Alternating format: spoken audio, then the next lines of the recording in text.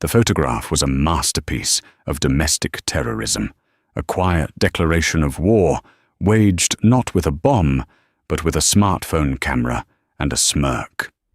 It wasn't just a picture. It was a violation, an invasion that went deeper than stolen jewels or broken locks. It showed a woman, not the wife, lounging on a bed of fret linens, a silk nightgown slipping from her shoulder. But the real horror, the detail that turned a simple betrayal into an act of profound desecration, was the background, the unmistakable midnight blue wall of the master bedroom, and hanging above the headboard, the one-of-a-kind Rothko that belonged to the wife's grandfather. The mistress wasn't just in her husband's bed. She was in her life, mocking her from the heart of her sanctuary. And she made one fatal mistake. She posted it. The wife, she didn't just see it. She owned the newspaper that would make it immortal. Elizabeth Davenport Rosenthal lived a life curated to perfection, a series of exquisite moments framed by the floor-to-ceiling windows of her Fifth Avenue penthouse. From that vantage point, Central Park was a manicured emerald carpet rolled out for her viewing pleasure. Her world was one of quiet opulence, of hushed conversations in Michelin-starred restaurants, of the soft click of a custom Birkin bag being placed on a marble tabletop. She was a Davenport, a name synonymous with old New York money, a dynasty built on steel and railroads, now managed through a labyrinth of trusts and hedge funds. Her father, the formidable Conrad Davenport, was less a man and more a city institution. Her husband, Clorinda Rosenthal, was by contrast a creation of his own. A brilliant architect with a dazzling smile and a portfolio of sleek, modernist towers that pricked the skyline, he was the charismatic counterpart to Elizabeth's reserved elegance.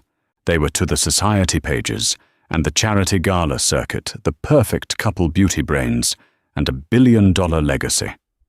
Clorinda had been her one act of rebellion. The Davenports married other Davenports or their European equivalents. They did not marry ambitious boys from Boston with scholarships and sharp suits. But Clorinda had charmed Conrad, a feat few men could claim, and he had utterly captivated Elizabeth. For 10 years their marriage had been its own kind of architectural marvel, a structure of shared ambitions, mutual respect, and a quiet, comfortable affection. But lately, Elizabeth had begun to notice hairline fractures in the foundation. It started with the small things, the telltale clichés she had always read about with detached amusement. The phone that was suddenly always face down, the late nights at the office that stretched into the early morning, explained away with a sigh about demanding clients from Dubai or Shanghai.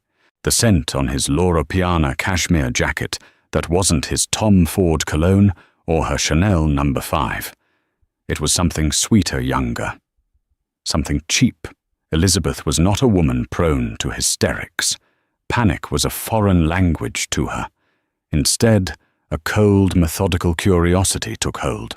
She treated the problem as she would a hostile takeover bid at one of her father's companies. She gathered intelligence. She didn't stoop to checking his phone. It was an act she considered beneath her. Instead, she made a call to a discreet firm recommended by her father's head of security. The firm was called Veritas Solutions, and its principal was a quiet, unassuming woman named Ms. Harding, whose grey pantsuits and sensible shoes belied a terrifying efficiency. "I need to understand my husband's schedule when he is not with me," Elizabeth stated, her voice as calm and clear as the diamond on her finger. There was no emotion, no tremor. It was a business transaction. "I require a full accounting. Discretion is, of course, the paramount concern." Ms. Harding simply nodded. "We are a ghost, Mrs. Rosenthal. You will receive a secure file every Friday. The first few reports were mundane.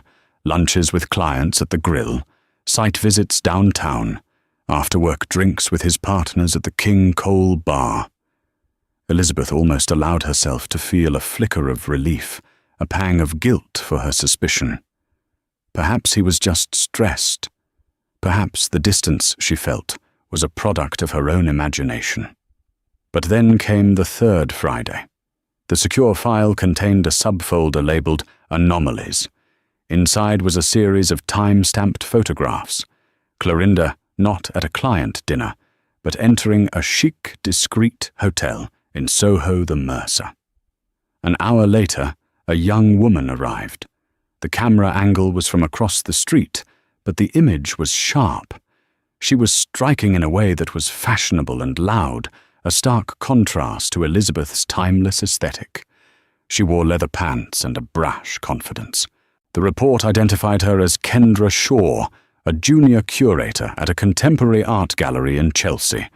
The report detailed their meetings over the past month, 3, sometimes 4 times a week. Hotel rooms, rented apartments, a weekend trip to a boutique hotel in the Hamptons, explained to Elizabeth as a design conference. Each photograph, each data point, was a small, precise incision into the heart of her marriage. Elizabeth stared at the screen, her posture unwavering, her expression unreadable. She felt no rage, not yet. That would come later. For now, there was only a profound, chilling clarity. The structure she had built her life around was a facade. And she, Elizabeth Davenport Rosenthal, was about to become the architect of its demolition. The affair was a vulgarity, a common sort of betrayal she would expect from a different class of man. But Elizabeth knew Clorinda.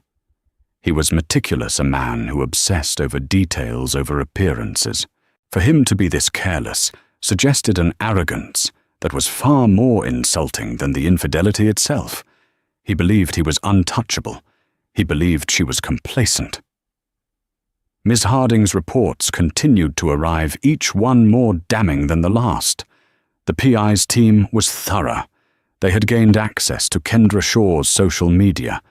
Most of it was public, a carefully curated feed of art gallery openings, fashionable friends, and a life designed to inspire envy. But the real intelligence was in the private layers. Kendra had a close friends list on Instagram, a smaller circle for her more candid, boastful moments. It was a digital VIP room, and Ms. Harding's operative, a young woman who could blend seamlessly into the Chelsea art scene, had gotten herself on the list. It was a Tuesday morning. Elizabeth was in the library of her penthouse, a vast 2-story room, panelled in dark mahogany. The air smelled of old books and fresh peonies. She was reviewing the quarterly earnings report for the New York Chronicle, the newspaper her father had bought for her as a wedding present. Most people had seen it as a rich girl's toy. Elizabeth had seen it as a weapon. In 5 years, she had transformed it from a declining legacy paper into a formidable, feared publication known for its incisive political commentary and devastating financial exposés. It was her domain, the one part of her life that was unequivocally hers, not a Davenport inheritance or a Rosenthal partnership. Her phone buzzed with a secure notification, a new file from Veritas Solutions. The subject line was a single word: urgent.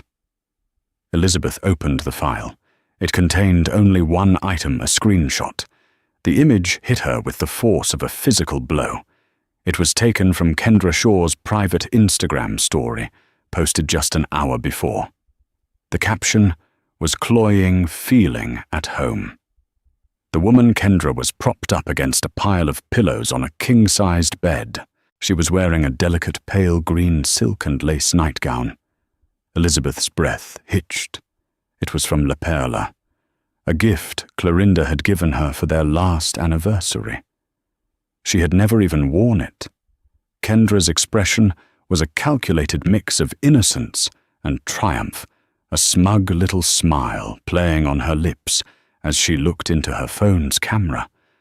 But it was the background that made Elizabeth's blood run cold. The deep, custom-mixed shade of Pharaoh and ball paint On the wall, Hague blue. The matched set of antique silver reading lamps on the bedside tables, and there, centered perfectly above the upholstered headboard, was the painting. It was Mark Rothko's No. 14, 1960. A vast, sublime canvas of melancholic reds and deep maroons. It was not just a painting, it was her history. It had hung in her grandfather's study for 40 years before he bequeathed it to her, his favorite grandchild. It was the heart of their home, the silent witness to her entire married life. This wasn't just a dalliance. This was a conquest. Kendra wasn't just sleeping with her husband, she was claiming her space, her life, piece by piece.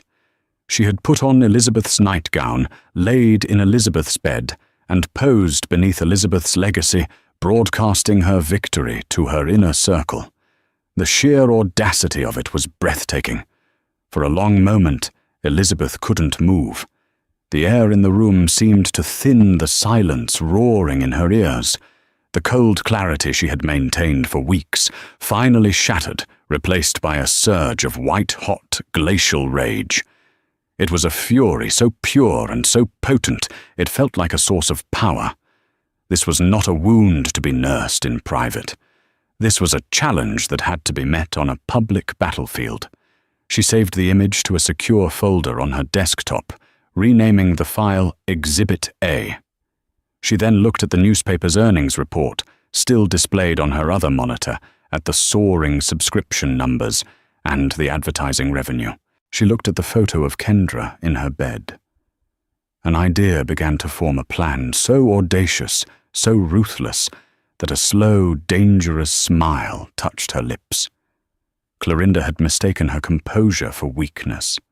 Kendra had mistaken her silence for ignorance. They were about to learn in the most public way imaginable that a Davenport never ever loses. They simply changed the rules of the game.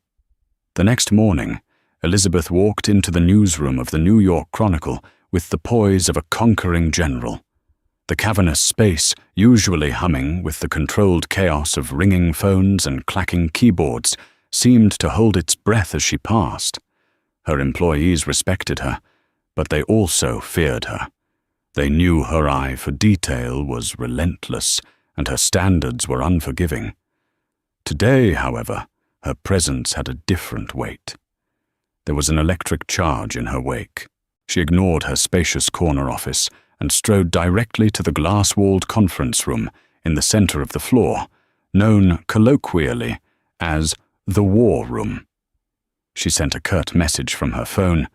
"Frank, my office, now." Frank Miller was the paper's editor-in-chief, a grizzled veteran of journalism with ink in his veins and a healthy cynicism for the world.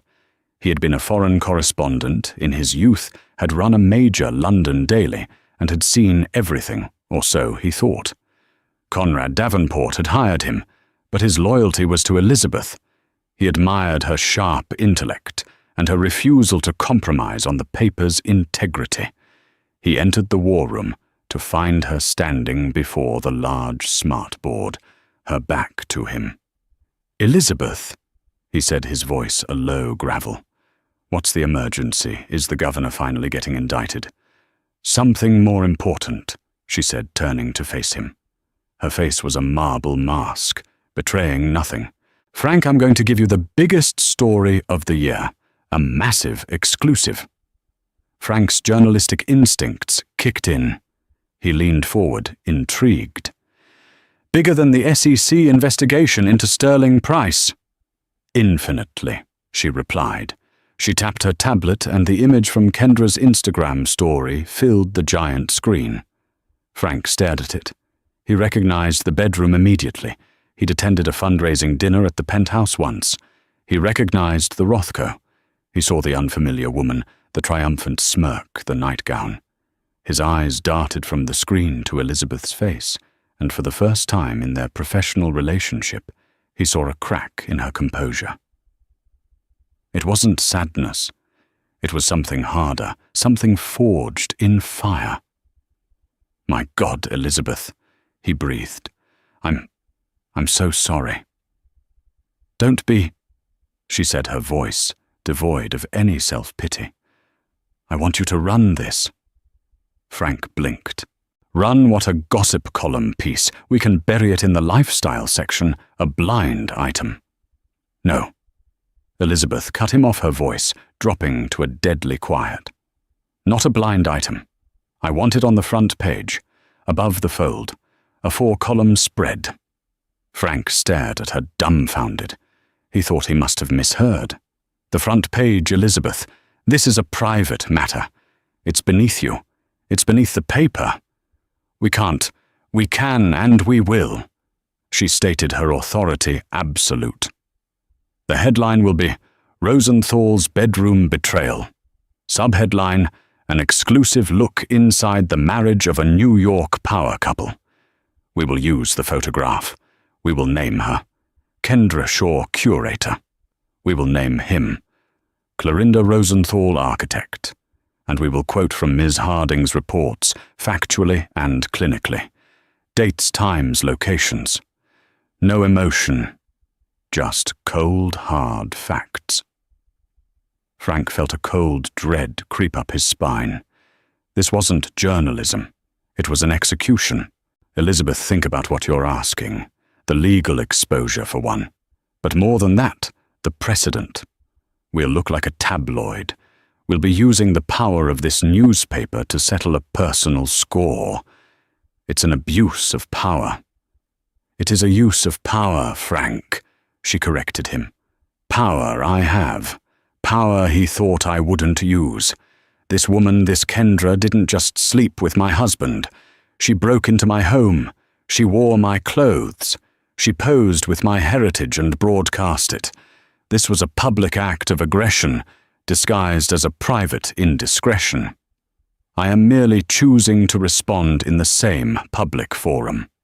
"He's your husband, the father of your children," Frank protested, his voice rising.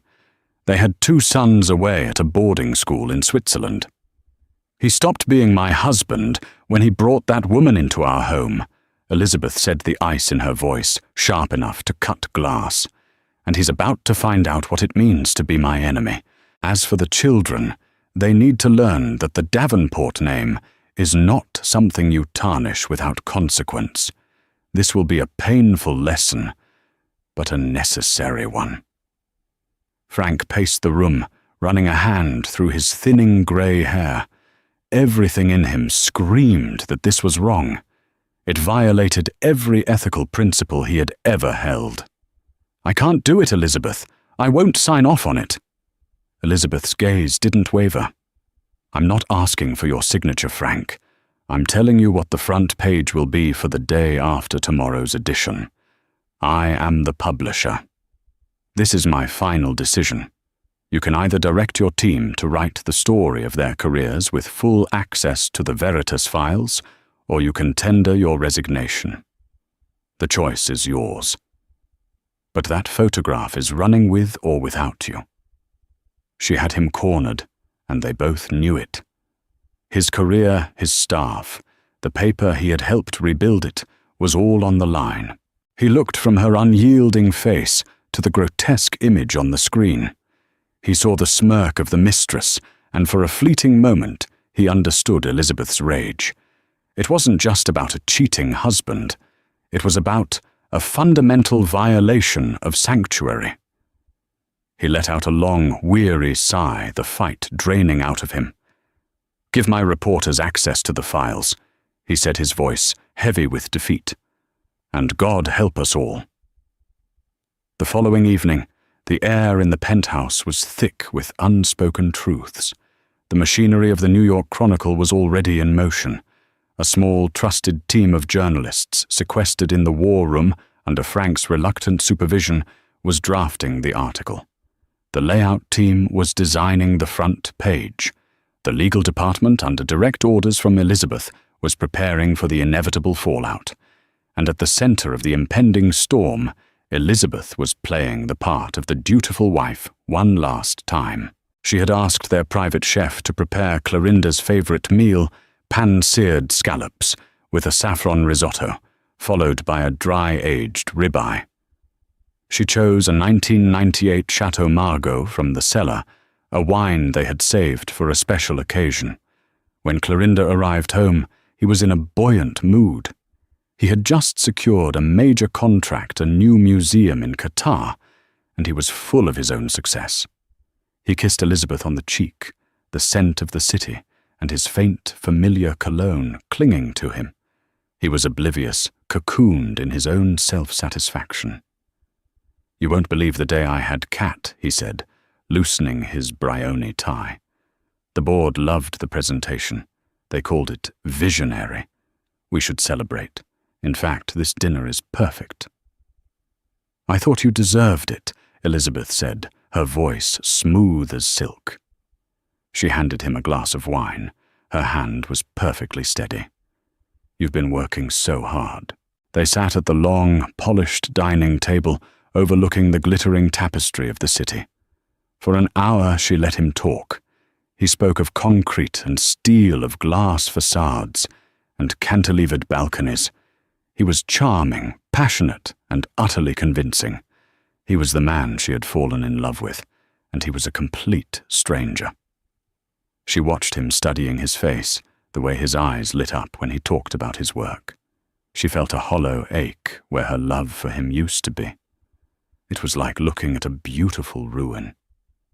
"There's one more thing," Clorinda said, reaching for his wine glass. "I need to fly to the Hamptons this weekend. There's an issue with the foundation at the Henderson property. A survey team needs me there Saturday and Sunday. I'm sorry to miss our usual Sunday brunch." Elizabeth took a slow sip of her wine, the deep red liquid, a stark contrast to the icy composure in her veins. She already knew about this trip. Ms. Harding's latest report had included a reservation confirmation for 2 at a lavish seaside resort in Montauk under Kendra Shaw's name. "Of course, darling," she said, her smile never faltering. "Work comes first. We can have brunch any time." He smiled back, a relieved, grateful smile that twisted the knife in her gut. "You're the best, Kat." So understanding. As the evening wore on, a perverse sense of power settled over Elizabeth. She was the only person in the room who knew the truth. She was the keeper of a secret that was about to detonate their entire world. This dinner wasn't a meal. It was a wake. After they finished, Clorinda went to his study to take a call. Elizabeth walked over to the floor-to-ceiling windows, looking down at the river of headlights on Fifth Avenue. Her reflection stared back at her, a woman in a simple black dress, her pearls gleaming softly, her expression serene. She looked every bit the part of the billionaire's daughter, the perfect hostess, the supportive wife. But her eyes held a new, hard light. Her phone vibrated. It was a message from Frank. It was a PDF of the final proof for the front page. She opened it. The headline was stark, brutal, in the paper's bold, authoritative font, Rosenthal's bedroom betrayal. Beneath it, the photograph was huge, taking up half the page. Kendra in her bed, under her Rothko, smirking out at the world. The image was grainy, captured from a phone, which only made it feel more illicit, more real. The subheadline and the first few lines of the article were laid out beneath. It was a masterpiece of character assassination, all the more devastating for its cold, factual tone. Elizabeth stared at the proof, at the culmination of her pain and her rage now codified in print. This was the point of no return. With a single tap, she could stop it. She could delete the file, call Frank, and tell him to kill the story. She could confront Clorinda privately, go through a quiet, civilized divorce, and preserve the facade. But why should she be the one to be quiet? Why should she be the one to protect him from the consequences of his own choices? He had brought the vulgarity of his affair into her sanctuary. She would now bring the cold, hard light of public scrutiny into his... She typed a 2-word reply to Frank Miller. "Run it." Before the sun had even touched the tips of the city's tallest spires, the war had already been won. It was won in the rumbling bellies of the Chronicle's delivery trucks as they fanned out across the 5 boroughs, their headlights cutting through the pre-dawn gloom. It was won in the quiet thud of tightly bound newspapers landing on the marble steps of Park Avenue townhouses and the metal grates of downtown newsstands.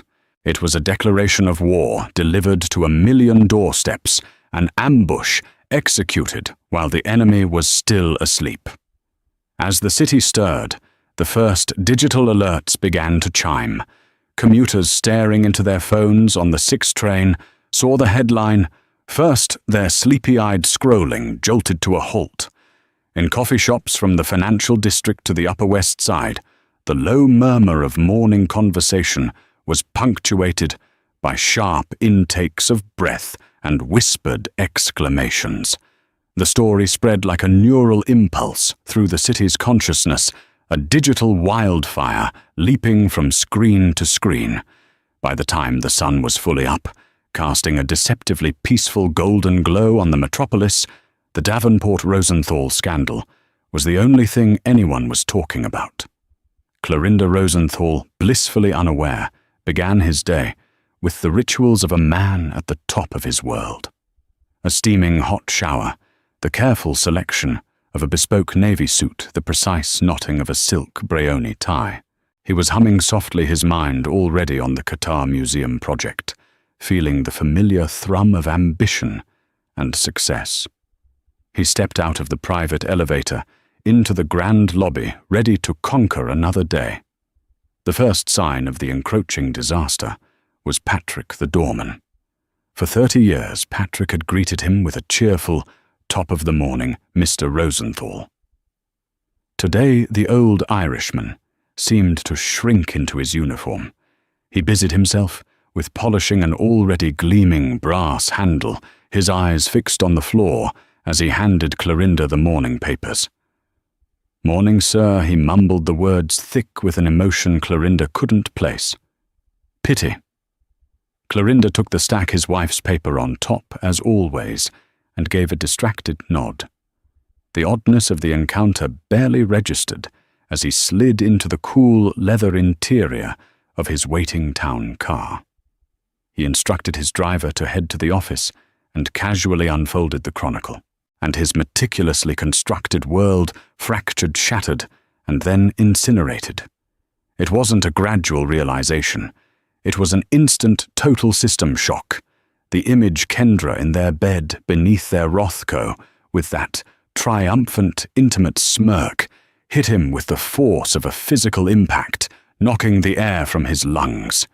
His brain struggled to process the cognitive dissonance, a secret, private transgression displayed for public consumption on a scale he couldn't comprehend.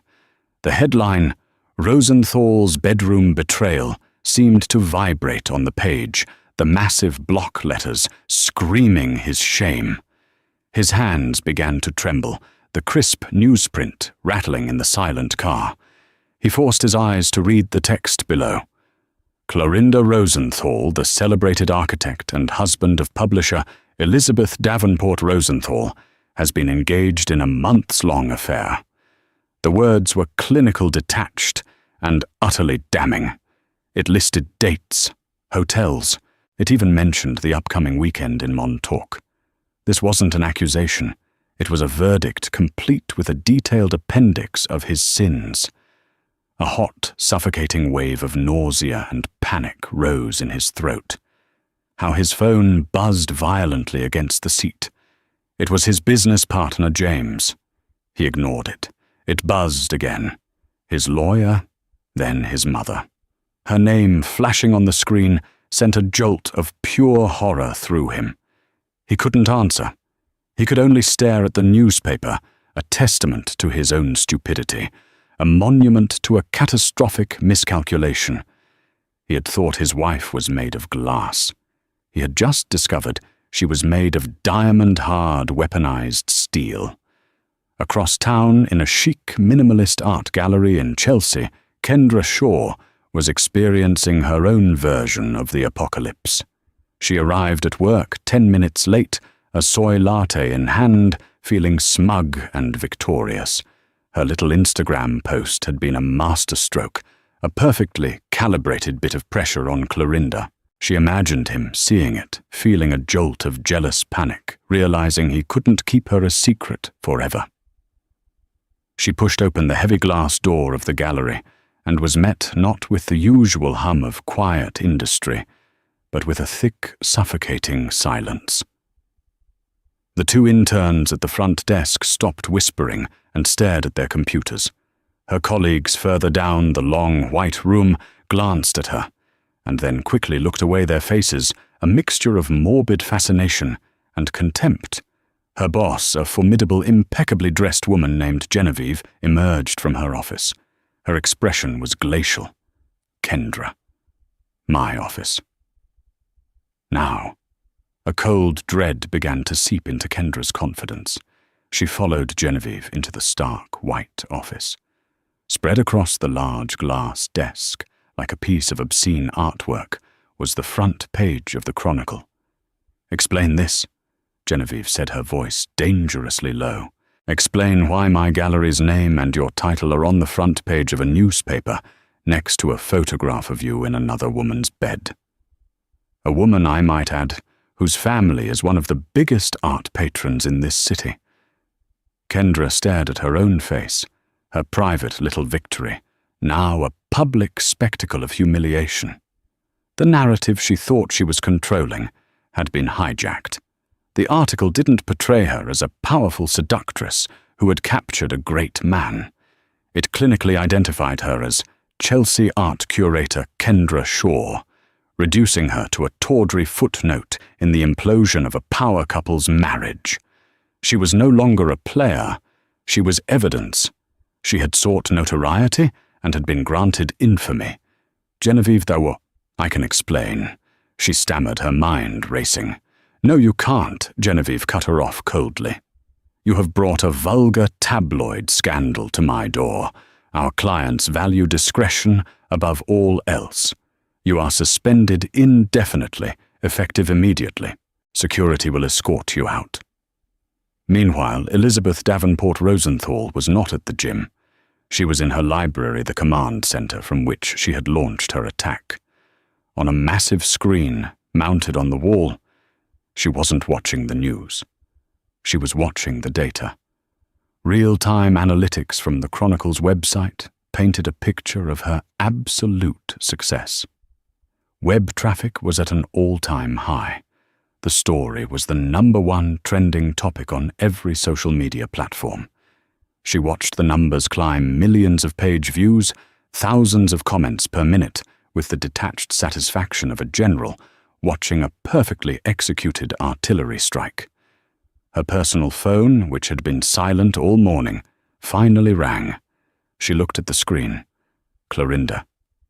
She let it ring once, twice, a third time. Then she picked it up, her posture, perfect, her voice, as calm and cool as the morning air. "Elizabeth." His voice was a raw, ragged shout, choked with panic and disbelief. "What have you done?" "You've ruined me. You've ruined us."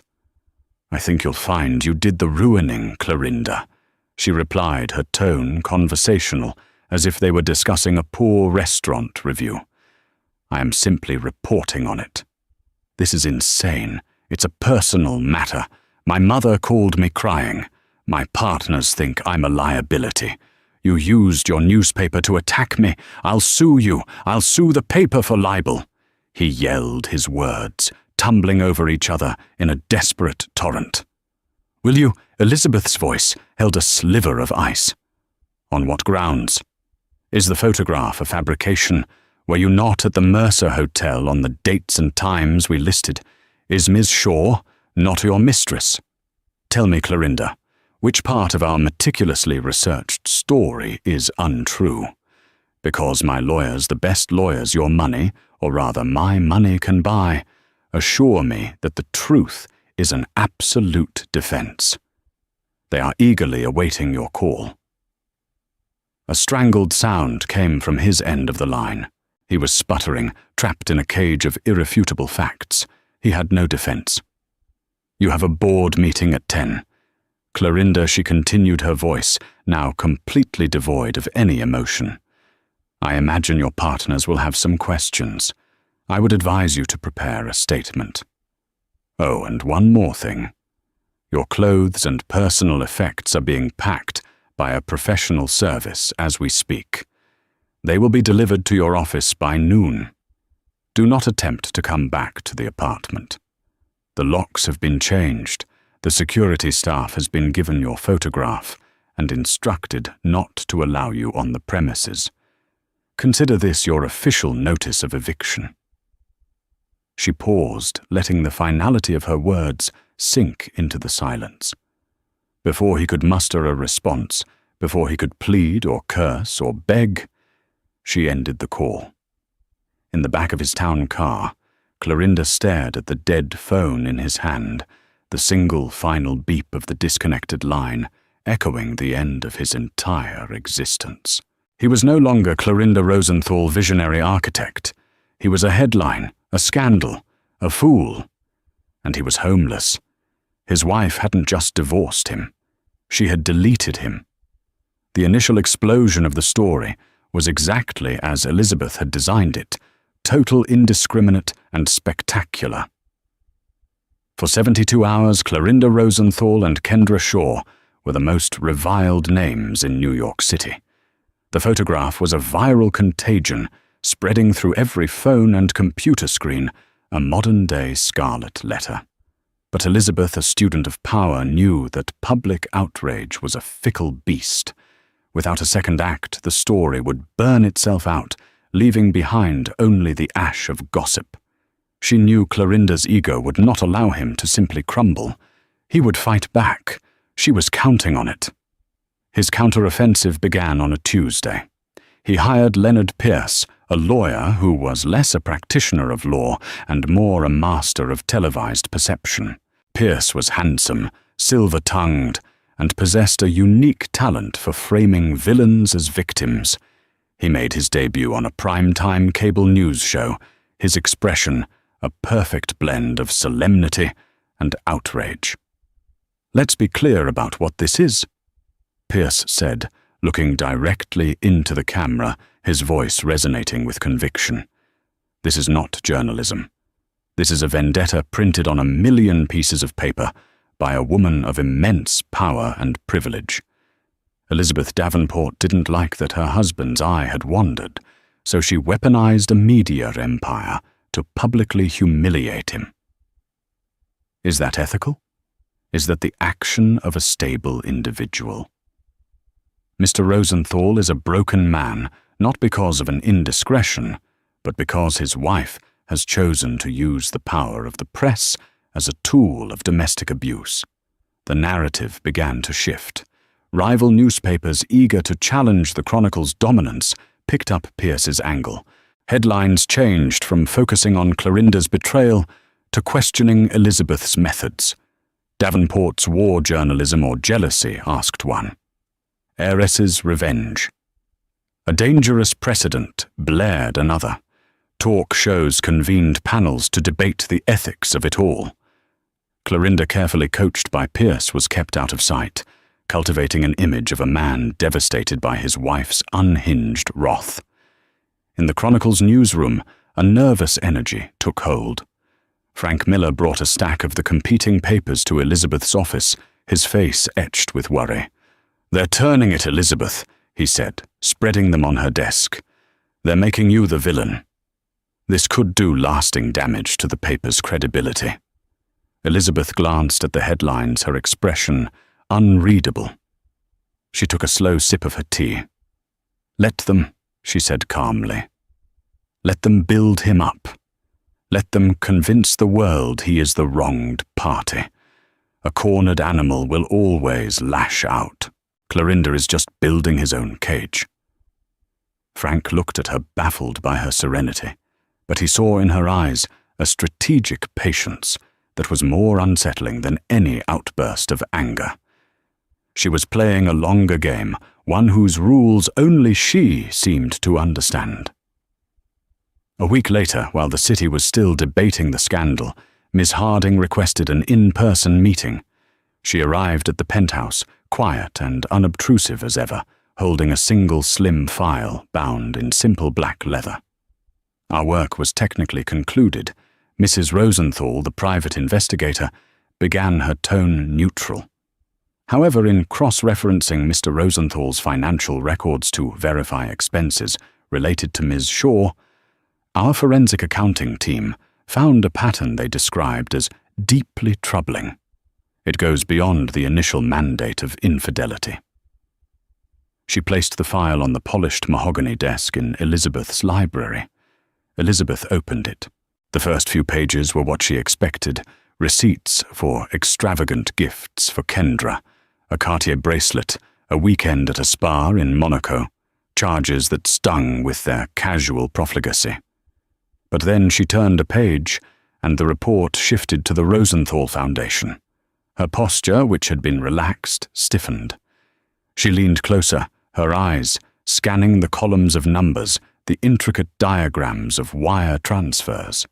The report detailed a systematic siphoning of funds.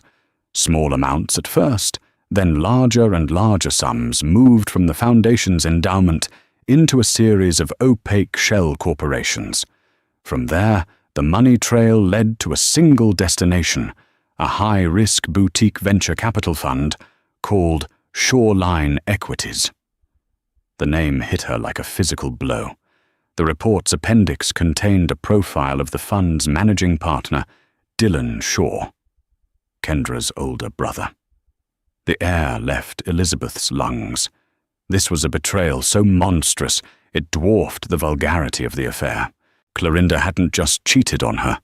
He had stolen from their legacy.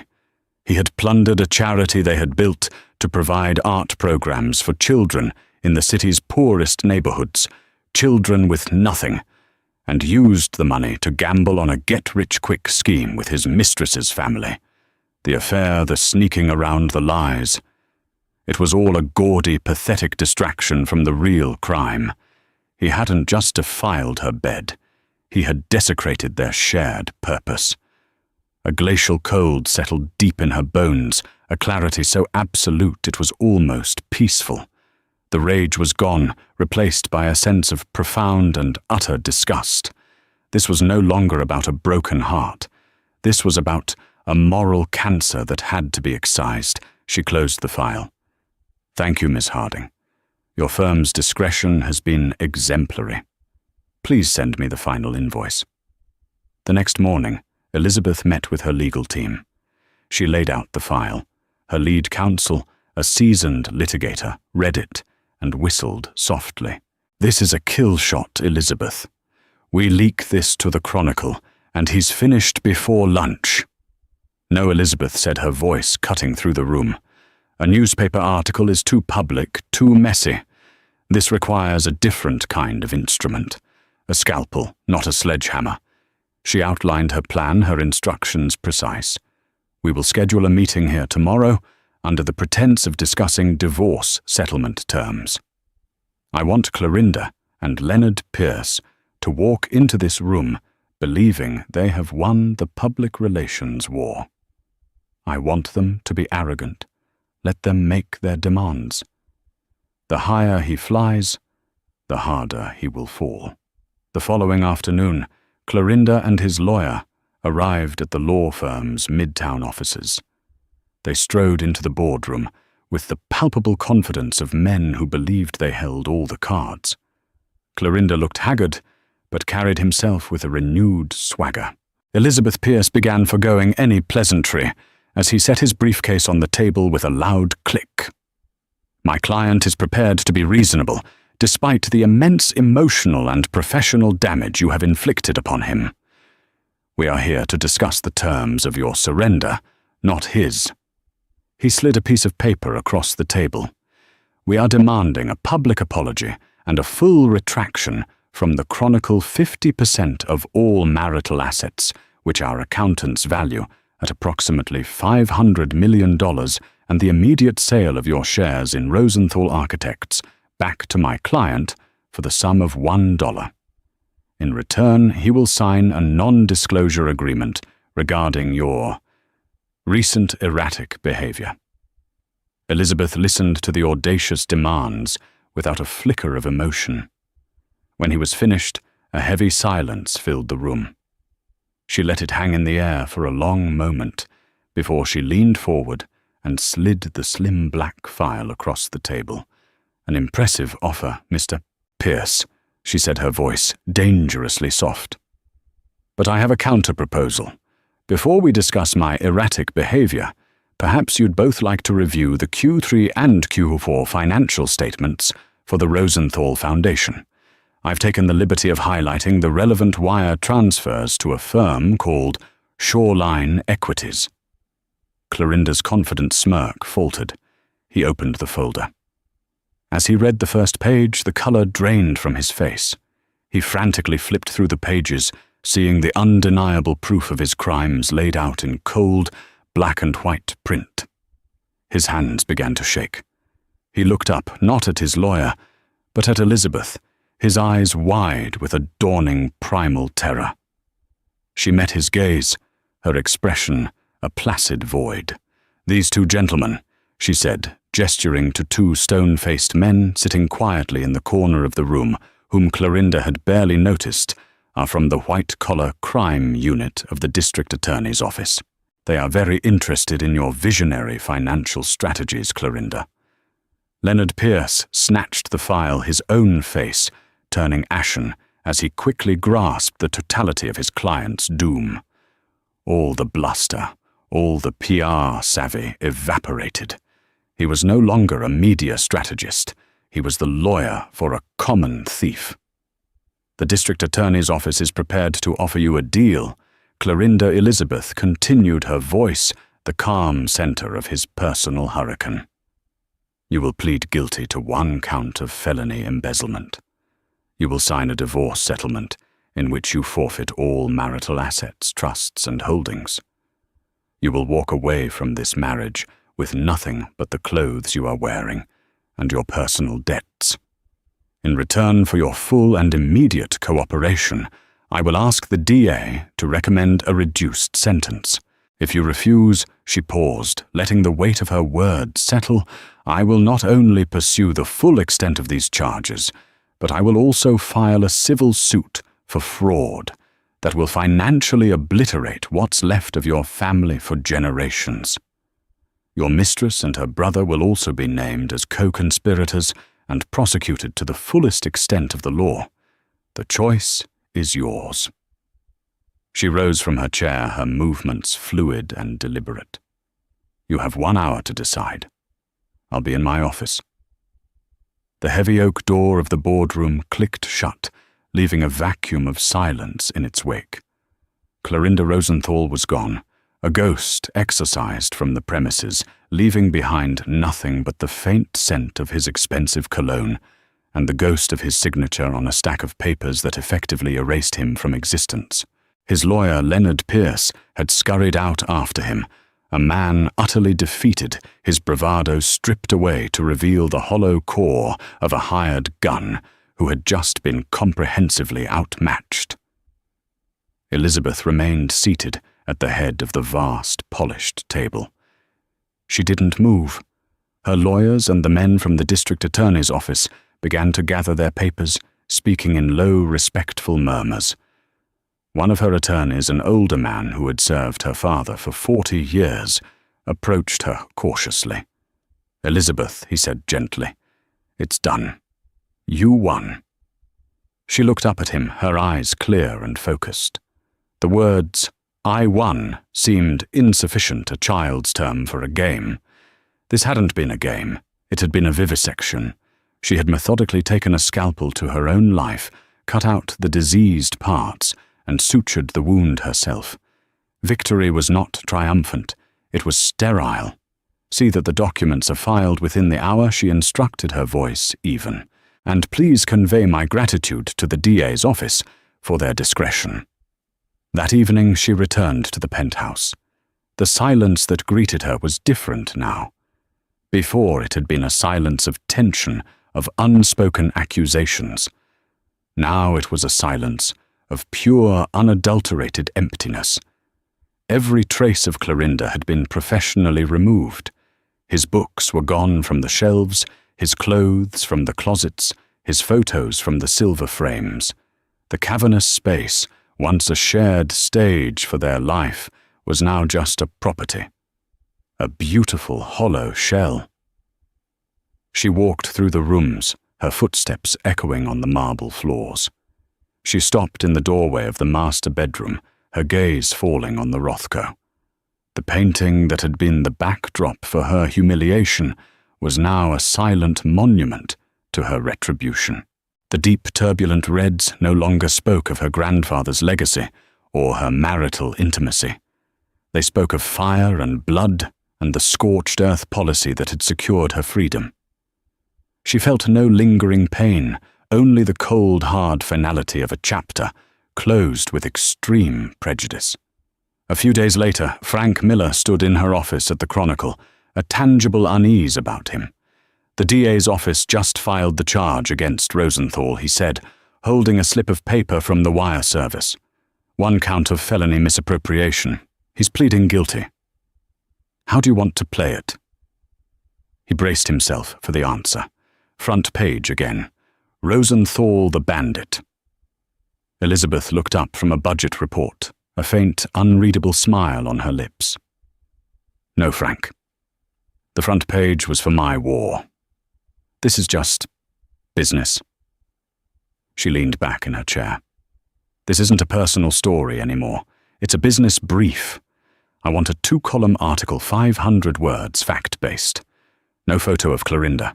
No mention of me or our marriage beyond the necessary context of the Foundation's name. Run it on page A14 below the fold. Frank stared at her, a slow understanding dawning on his face. This was a more sophisticated form of cruelty. To scream his betrayal from the front page was an act of passion. To bury his criminal conviction in the back pages like an insignificant market correction, that was an act of pure contemptuous power. It communicated that he was no longer important enough to warrant her rage. He was merely a tedious piece of bookkeeping. That's cold, Elizabeth, he finally said, a note of awe in his voice. It's clean, she corrected him. This paper's integrity is paramount. We reported a crime. Justice was served. We move on. She did move on. As Clorinda's name faded into a cautionary tale whispered at cocktail parties, and Kendra Shaw vanished entirely after her brother's firm collapsed under federal investigation, Elizabeth re-emerged. Her first public appearance was at the annual library fundraising gala, an event she had once chaired with Clorinda. When she entered the ballroom, a hush fell over the glittering crowd. The whispers died. Every eye was on her. She felt their fear, their morbid curiosity, their pity. She ignored it all, moving through the room with the unassailable grace of a monarch. An old acquaintance, a woman named Beatrice, who thrived on the misfortunes of others, cornered her by the champagne fountain. Elizabeth, darling, she purred, her eyes gleaming with false sympathy. How are you holding up? It must be just dreadful. Elizabeth turned her full attention to the woman, her gaze so direct and chilling that Beatrice visibly flinched. I'm perfectly well, thank you. Beatrice Elizabeth said, her voice quiet but carrying the force of a slammed door. The Chronicle's profits, on the other hand, are more than well. They're spectacular. She gave a small, sharp nod and walked away, leaving the woman speechless. The message was clear to everyone watching. She was not a subject for gossip. She was not a victim. She was the one who controlled the narrative. 6 months later, the transformation was complete. The penthouse on Fifth Avenue was still her address, but the newsroom of the New York Chronicle was her home. It was her fortress, her war room, her kingdom. The paper's circulation had shattered all previous records. It had become the most influential and feared media outlet in the nation precisely because everyone knew its publisher was utterly ruthless and had nothing left to lose. Elizabeth stood with Frank before the smart board, analyzing the layout for the next day's front page. It was a devastating exposé on a corrupt U.S. senator, built on months of meticulous investigation. It's airtight, Elizabeth Frank said, his tone one of a trusted field marshal. He won't survive it. He shouldn't, she replied, her focus absolute. She circled a weak quote with a red marker. The public deserves to know who they elected. Replace this with the source from the banking committee. I want it to hit harder. Just then, her phone vibrated with a private message. She glanced down. It was from the headmaster of her son's school in Switzerland. Attached was a photograph of her 2 boys, rosy-cheeked and laughing on a sun-drenched ski slope, their arms around each other. For a brief moment, the ice around her heart thawed. A wave of fierce, protective love washed over her. They were safe. They were happy. They were untouched by the filth she had waded through to secure their world. This was why she had done it. She had amputated their father from their lives to save them from his poison. She typed a quick reply and put the phone away. The brief softness in her eyes vanished, replaced by the cool, calculating gaze of the publisher. She looked out from the glass walls of the conference room, across the humming, vibrant newsroom that was now the true source of her identity. The pain of Clorinda's betrayal had been a crucible, burning away the superfluous woman she had been, and forging the formidable one she had become. She had taken the most intimate act of humiliation and converted it into an empire. She had turned a wound into a weapon and a headline into a throne. They thought they could break into her home and tarnish her name. They forgot that she owned the paper that wrote the first draft of history, and in her story, Elizabeth Davenport always wrote the ending. And so, a story of private pain became a public spectacle, a lesson written in newsprint for the entire world to read. This wasn't just a tale of a cheating husband and a vengeful wife. It was a masterclass in power control and the terrifying precision of a woman who refused to be a victim. Elizabeth Davenport Rosenthal used the very weapons of her gilded cage, her wealth, her influence, her media empire, to not only expose a betrayal, but to redefine her own narrative. She turned a wound into a weapon and a headline into a throne. What would you have done in her position? Was her response a brilliant act of justice or a chilling abuse of power? Let us know your thoughts in the comments below.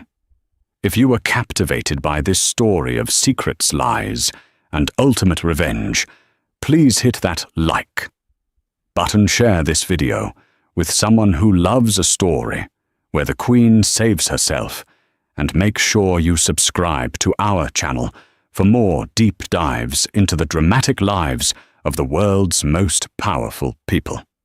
Click the notification bell so you never miss an update. The silence in Elliot Dalton's $10 million penthouse was more damning than any scream. Outside the city of Chicago glittered like a carpet of fallen stars, a universe he had conquered. He was the architect of Nexus AI, a man whose predictions shaped markets and whose decisions toppled corporate giants. Yet within the sterile perfection of his glass-walled home, he was a man on the verge of a single catastrophic miscalculation. His pregnant wife, Sophie, believed their future was as bright and limitless as that city view. What she didn't know was that her husband's heart had already been stolen by another woman, and the choice he was about to make would unleash a tragedy so profound it would echo through the rest of his hollow, gilded life. Elliot Dalton lived a life curated for magazine covers. At 38, he possessed the kind of sharp, restless intelligence that had allowed him to build Nexus AI from a garage startup into a global tech behemoth. His suits were bespoke, his watches were Swiss, and his penthouse overlooking Lincoln Park was a monument to minimalist wealth. Everything in his life was optimized, efficient, and under his absolute control. Everything, it seemed, except for the gnawing emptiness that had taken root in his soul. His wife, Sophie, was the graceful anchor to his chaotic ambition. A former art historian with a kind smile and eyes that saw the good in everyone, she was the epitome of class and warmth. They had met at a university fundraiser, where he was the celebrated donor, and she was the passionate curator. He was captivated by her quiet confidence, a stark contrast to the aggressive transactional relationships he was used to. Marrying her felt like the final perfect acquisition. She humanized his brand, softened his public image, and gave his sprawling apartment the feeling of a home. Now she was 7 months pregnant with their first child, a son. The nursery was a symphony of soft greys and blues. The tiny clothes were folded with loving precision, and Sophie herself seemed to glow with a serene, maternal light. This should have been the pinnacle of his achievements, the personal validation of his success. Instead, he felt a rising tide of panic. The life he had built, once a source of pride, now felt like a beautifully constructed cage. The dinner parties with other tech titans, the charity galas, the weekend trips to their lake house, it was all a predictable loop. Sophie's conversations, once enchanting, now revolved around obstetrician appointments, birthing plans, and the merits of different stroller brands. He loved her, or at least he loved the idea of her. But the reality felt suffocating. The impending arrival of his son didn't feel like a joyous beginning, but like the final lock clicking shut on a life of predictable responsibility. The crack in his perfect world appeared on a Tuesday evening in May. It was a fundraising gala for the Museum of Contemporary Art, an event he usually endured with polite detachment. But that night he met Kendra Munro. Kendra was not a guest. She was the event's featured artist, a painter known for her bold, chaotic, and vaguely violent abstract canvases. She was everything Sophie was not. Where Sophie was soft, Kendra was sharp edges. Her hair was a shock of raven black, cut in an asymmetric bob. A silver ring pierced her lip, and her eyes held a spark of wild, unapologetic ambition.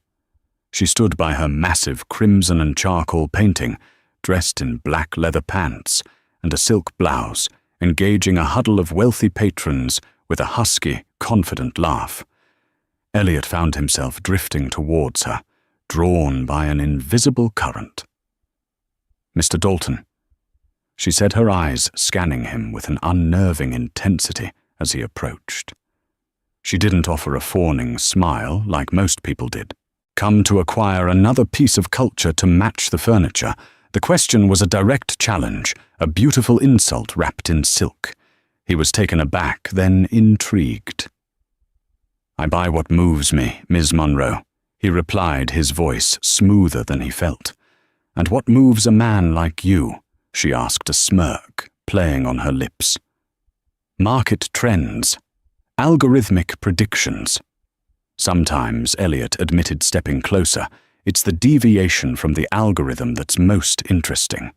Their conversation that night was a jolt of electricity. She spoke of art not as a decorative asset, but as a visceral, messy, and necessary expression of chaos. She saw through his carefully constructed persona, poking and prodding at the man beneath the billionaire. For the first time in years, Elliot felt seen, not as the CEO of Nexus AI, but as a man. He left the gala with her business card in his pocket, its sharp corners pressing against his palm. He told himself it was just a professional interest, a potential investment in a promising artist. It was a lie, and he knew it. A week later, while Sophie was at her prenatal yoga class, he visited Kendra's studio in the gritty industrial Fulton Market district. The space was enormous, a converted warehouse that smelled of turpentine and linseed oil. Canvases in various states of completion were everywhere. It was a world of beautiful, vibrant chaos, the complete antithesis of his life. "I was wondering if you'd show up," Kendra said, wiping her paint-stained hands on a rag. She was even more magnetic here in her element. "Your work is compelling," he said the word, feeling inadequate. "It's honest," she countered. "It's not meant to be pretty or polite. It's meant to make you feel something." And he did feel something. Standing there, surrounded by her raw, untamed energy, he felt a dangerous, exhilarating sense of freedom. He bought a painting, a furious swirl of black and gold, but that wasn't the real transaction. The real transaction was the unspoken agreement that passed between them. The first secret meeting became a second. He would invent late-night board meetings, urgent overseas calls, manufacturing crises that required his presence at the office. Each lie was a small, sharp betrayal, and the guilt was a bitter pill he swallowed down with the adrenaline of the affair. With Kendra, he wasn't a husband or a father-to-be. He was just Elliot, a man captivated by a wild, unpredictable woman. They didn't have quiet dinners. They had fierce debates over cheap wine in her studio, went to underground music venues, and took impulsive late-night drives along the lake, the city lights a blur. She made him feel young, reckless, and alive. Meanwhile, at home, Sophie was nesting. She'd read parenting books aloud to him, her voice soft and full of wonder. She'd place his hand on her swollen belly so he could feel their son kick. "He's got your energy, Elliot," she'd laugh. Each gentle touch, each loving smile became a fresh torment. He was living a double life, and the strain was beginning to fracture his carefully controlled world. One evening, as Sophie talked excitedly about the 3D ultrasound they had scheduled for the following week, Elliot's phone buzzed on the counter. A text from Kendra's studio. "Now. I have an idea I want to show you." "Who's that?" Sophie asked casually. "Just Ben Elliot," lied his heart hammering in his chest. A problem with the server farm in Dublin. Benjamin Carter was his co-founder and closest friend, his most reliable alibi. "Oh, darling, not again," Sophie said with a sigh, her hand coming to rest on his. "You work too hard. The baby and I need you." He looked at her trusting, innocent face, and a wave of self-loathing washed over him. He knew he should end it. He knew he was on a path to ruin. But the pull of Kendra's world, of that intoxicating, chaotic freedom, was too strong. "I know," he said, kissing her forehead. The kiss felt like a lie. "I'll be back before you know it. I promise." He walked out of their pristine, silent penthouse, leaving the quiet love of his pregnant wife behind, and drove into the night towards the beautiful destructive chaos that was Kendra Monroe. It was the first of countless promises he was about to break. The next 2 months were a masterclass in deception. Elliot's life split neatly into 2 opposing realities, each with its own set of rules, its own language, its own version of himself. In the daylight world, he was Elliot Dalton, expectant father. He attended the 3D ultrasound, feigning awe as the ghostly image of his son flickered on the screen. He saw the tiny, perfect hands and feet, the strong, steady beat of the heart. Sophie squeezed his hand, tears of joy in her eyes. "He looks like you," she whispered. Elliot smiled, a hollow gesture that didn't reach his eyes. He felt like an imposter, a spy in his own life. The image of the sonogram was tucked into his wallet, a constant damning reminder of the life he was betraying. He played his part. He assembled the crib his engineer's mind, finding a strange, detached solace in the precision of the instructions. He nodded along as Sophie debated paint colors for the accent wall. He attended a baby shower, where he was the only man in a sea of pastel dresses and cooing women. Sophie's friends and family adored him. They saw a devoted, successful husband, the perfect provider. Only Sophie's older sister, Lauren Grant, a sharp-witted lawyer, ever seemed to look at him with a flicker of suspicion in her eyes. "You seem distracted," Elliot Lauren said to him at the shower, cornering him by the gift table. "A million miles away. Just a lot on my mind with the Nexus launch," he deflected smoothly. "Right, the launch," she said, her gaze unwavering. "Make sure you're present for the main event. Sophie needs you, not your proxy." Her words were a warning shot, but one he chose to ignore. Because in the shadow world, the world of the night, he was a different man. With Kendra, he wasn't a provider. He was a conspirator. Her studio became his sanctuary and his confessional. It was where he shed the skin of Elliot Dalton, CEO and husband. They never spoke of Sophie. It was an unspoken rule. Kendra wasn't interested in his domestic life. She was interested in the raw ambition and the darkness she sensed in him. "You're terrified, aren't you?" she said to him one night, as they lay on a paint-splattered sheet on her studio floor, sharing a bottle of expensive whiskey he'd brought. "Terrified of what of them?" she said, gesturing vaguely towards the glittering city skyline, visible through her grimy window. "Of becoming one of those boring, domesticated men you see pushing strollers in the park. Your wife, the baby, the house. It's a cage. A beautiful, comfortable cage.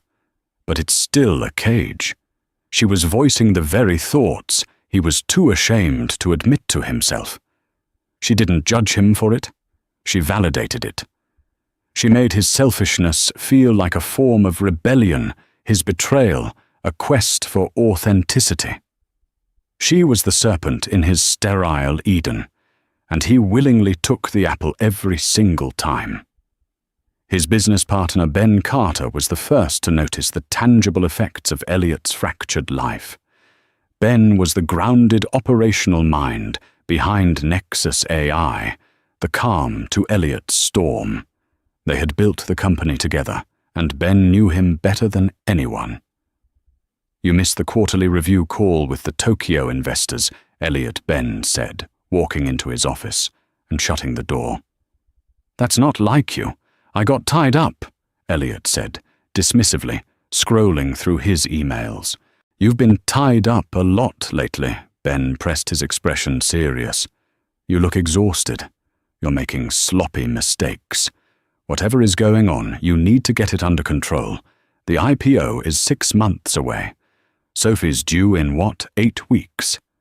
This is not the time to lose focus. I have it under control."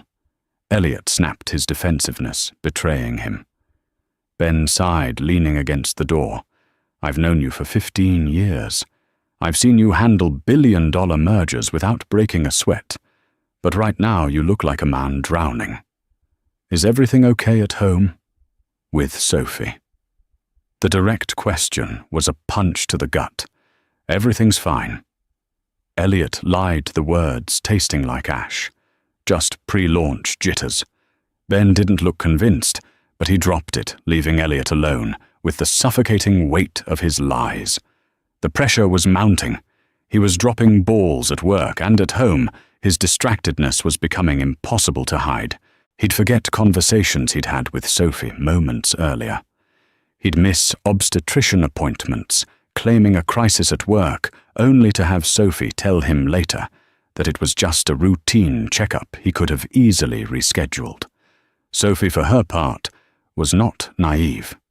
She was gentle and trusting, but she was also deeply intuitive. She began to notice the small telltale signs of a lie, the scent of a strange perfume, turpentine, and something floral and musky that clung to his jacket, the way he guarded his phone, angling it away from her when he texted, the vague, non-committal answers about his late nights. She began to feel a creeping, cold dread. The man she loved was becoming a stranger. He was physically present, but his mind His spirit was elsewhere. The easy intimacy they once shared was gone, replaced by a tense, fragile silence. She blamed herself at first. Maybe it was the pregnancy. Maybe she was no longer attractive to him. Maybe the stress of impending fatherhood was too much. She tried to talk to him, to bridge the growing chasm between them. "Elliot, is everything all right?" she asked one evening, as he stood staring out the penthouse window, his back to her. "You seem so far away. Are you worried about the baby? About us?" He turned his face, a carefully composed mask. "Of course not. Don't be silly. I'm just stressed with work. It'll be better after the launch." He walked over and wrapped his arms around her, but the embrace felt mechanical, hollow. He was holding her, but he wasn't there. Sophie wanted to believe him, desperately. But the seed of doubt had been planted, and it was beginning to grow, its ugly roots twisting around her heart. She confided in her sister Lauren, her voice trembling over the phone. "Something's wrong, Laurie. He's different. It's like there's a wall between us, and I don't know how to break it down." "A wall or another woman?" Lauren asked, her tone sharp and pragmatic. "Don't say that," Sophie whispered, tears welling in her eyes. He wouldn't. Not now. Not with the baby coming. "Men are idiots," Soph Lauren said, her voice softening with pity. "And billionaires are just idiots with more opportunities. Just keep your eyes open." The breaking point was a week later. It was their 5th wedding anniversary. Elliot had promised her a special evening. He'd made a reservation at their favorite restaurant, the one where he'd proposed. Sophie spent the afternoon getting ready, choosing a beautiful maternity dress that made her feel elegant, despite her swollen ankles and the constant ache in her back. She did it for him, for them, hoping a perfect night could somehow mend the cracks that had appeared in their marriage. He called her an hour before they were supposed to leave. "Soph, sweetheart, I am so sorry." He began, his voice strained. "There's been a massive security breach. A hack. I have to be here. I don't think I can make it." Sophie's heart sank. She sat on the edge of their bed, the silk of her dress suddenly feeling like a costume for a play that had been cancelled. "Oh, okay. Is everything all right?" "It's a mess. I'll be here all night. We'll celebrate this weekend, I promise. A real celebration. I love you." The line went dead. She sat in the silent bedroom, the glittering lights of Chicago offering no comfort. She knew with a certainty that was cold and absolute that he was lying. There was no security breach. There was just another woman. The pain was a physical thing, a sharp, brutal blow to her chest that left her breathless. The perfect life, the perfect husband, the perfect future, it was all an illusion.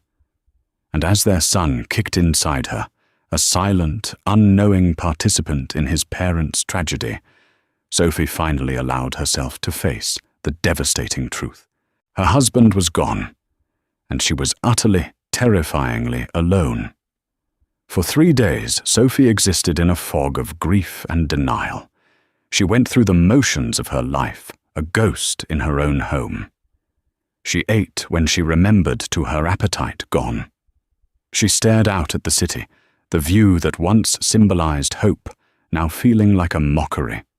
She had tried calling Ben Carter Elliott's partner to ask about the security breach, but her courage failed her. A part of her wasn't ready to have her worst fears confirmed. The evidence she needed came not from a dramatic confrontation, but from a mundane piece of modern life, a credit card statement. It arrived via email, and she opened it automatically, part of their domestic routine. She scanned the list of transactions, and then her eyes froze.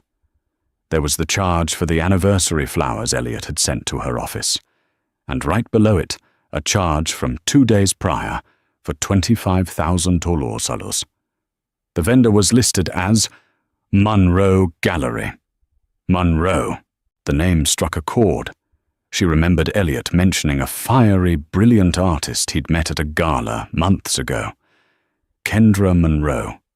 He'd bought one of her paintings, a dark, chaotic piece that now hung in his corporate office, a place she rarely visited anymore. With trembling hands, Sophie typed the name into her laptop's search bar.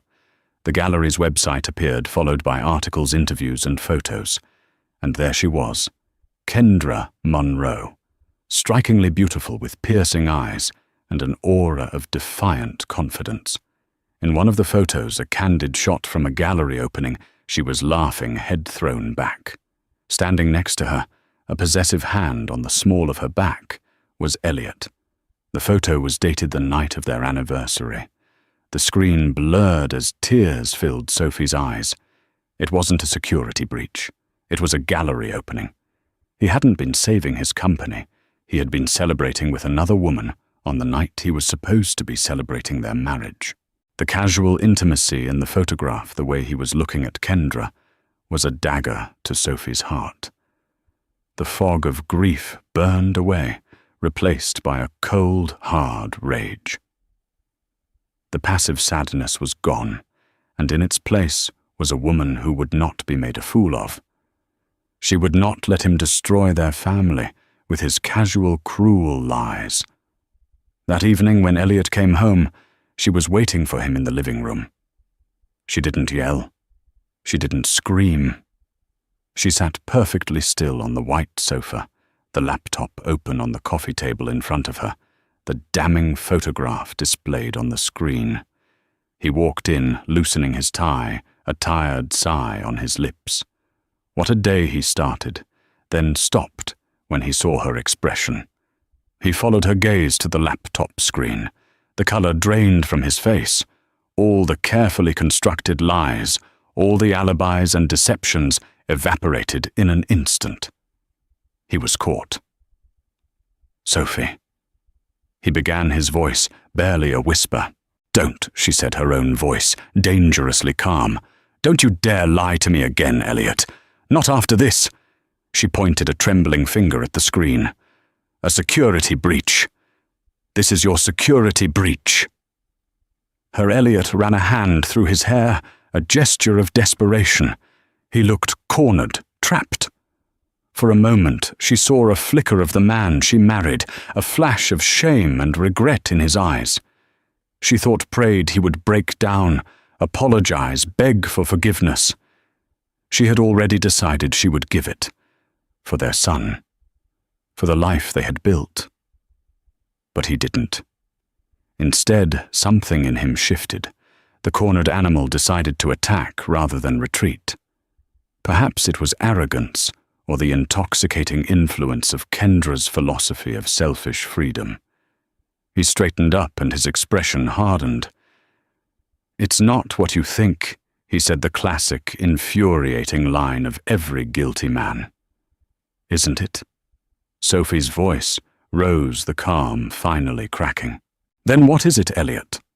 What is a picture of my husband with his hands all over another woman on our wedding anniversary? What is a $25,000 charge for her art? Tell me.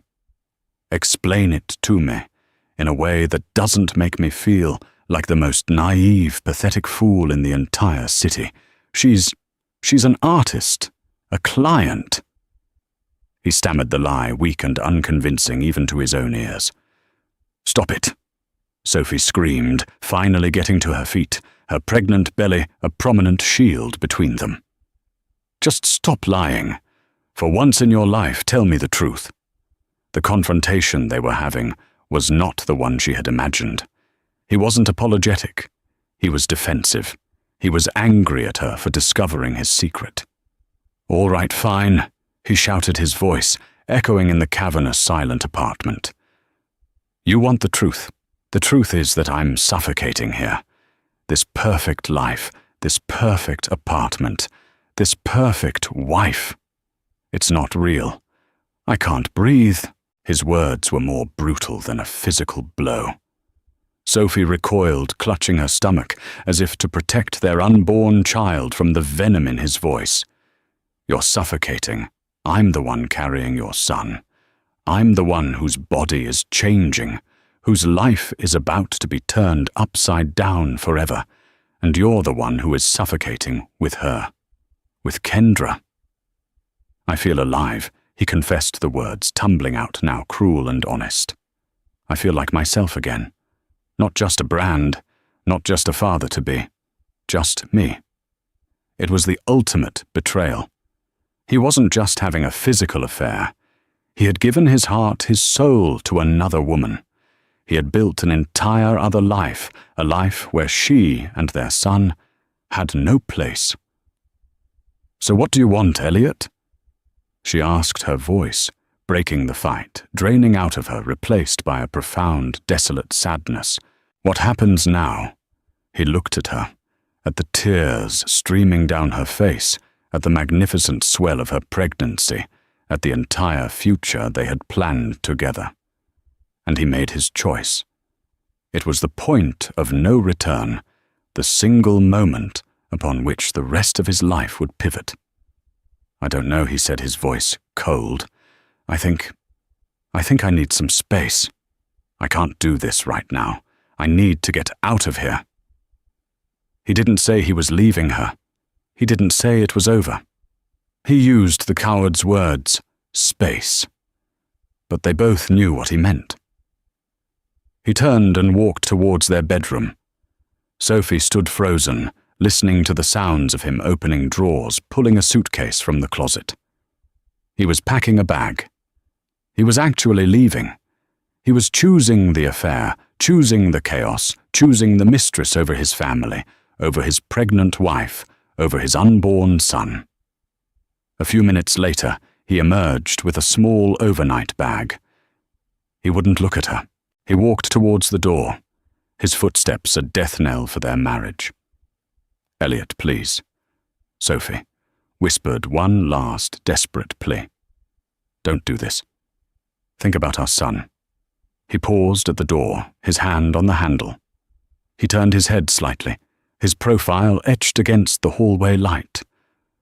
"I'm sorry, Sophie," he said. The words were empty, meaningless. Then he opened the door and walked out the heavy steel door, clicking shut behind him with a terrifying finality. Sophie stood alone in the $10 million penthouse, the silence pressing in on her from all sides. A wave of pain, sharp and visceral, shot through her abdomen. She gasped, clutching her belly, and slowly sank to the floor, the photograph of her husband and his mistress still glowing on the laptop screen, a digital tombstone for her dead marriage.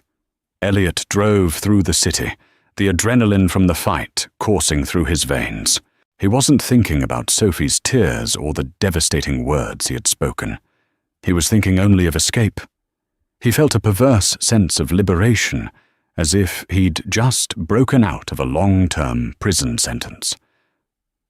The guilt was there, a low hum beneath the surface, but he pushed it down, burying it under a mountain of self-justification. He needed this. He deserved to be happy. Sophie was strong. She would be fine. He arrived at Kendra's loft, his overnight bag in hand. When she opened the door and saw him, a slow, triumphant smile spread across her face. "You finally did it," she said, not as a question, but as a statement. She pulled him inside her hands, tangling in his hair, her kiss fierce and possessive. "You chose freedom." The next 48 hours were a blur of manufactured bliss. Kendra declared it a celebration of his emancipation. They drank champagne straight from the bottle, ordered inexpensive food they barely touched, and made love with a desperate, frantic energy on the paint-splattered floor. Kendra was intoxicating, showering him with praise for his courage, for finally choosing an authentic life. She made him feel like a romantic hero, a man who had bravely cast off the shackles of convention rather than what he was, a cheating husband who had abandoned his 8 months pregnant wife. "We should get out of the city," she said, on the second day, her head resting on his chest. Let's drive up to that little town on the lake. No phones, no work, no drama, just us. We can leave tonight. It sounded like the perfect escape. A way to put even more distance between himself and the wreckage he'd left behind. Okay, he agreed, kissing the top of her head. Let's go. Meanwhile, back in the silent penthouse, Sophie was unraveling. After Elliot left, the sharp pain in her abdomen had subsided into a dull, persistent ache. Her doctor had warned her that severe stress could be dangerous this late in a pregnancy. She spent the first day in a daze calling her sister Lauren, her voice a monotone whisper, as she recounted what had happened. Lauren was there within the hour, her face a mask of cold fury. That absolute bastard, she seethed. I'm going to ruin him, Sophie. I'm going to take him for every penny.